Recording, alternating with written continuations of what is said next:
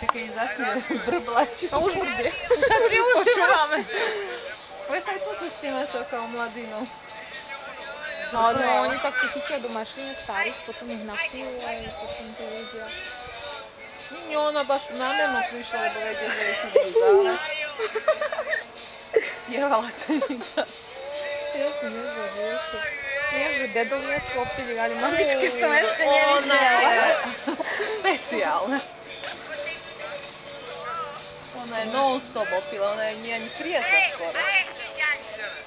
Njen muškin je prišao s njom. Da je bola u sestru. Kao oni sad nikako. Ano? A vi gledate taj Gupodrum? No. Gupodrum, a veš da tu gdje bolo blizinje te mostvik, ako nad cestou? A to ste vi stajete kad ste išli, pa tu je se mostvik. Tu to? No. Ali treba misliti s autocestom, da spustiti dolka i potom stajeme horka s tou cestu i potom vas vodi cesta. Pa to, pa si mi dobro išli stavim prilaz.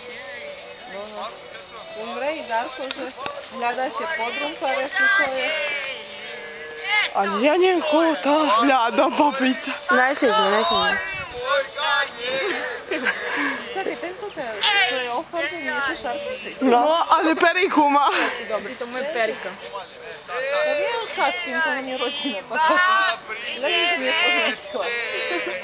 Ajde, slično.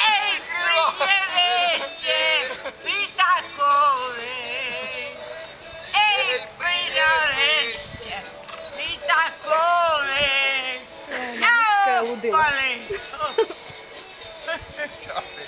Džabe njemove pojma.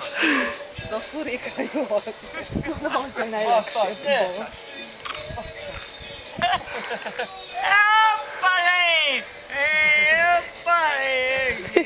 Nešto ću boljom.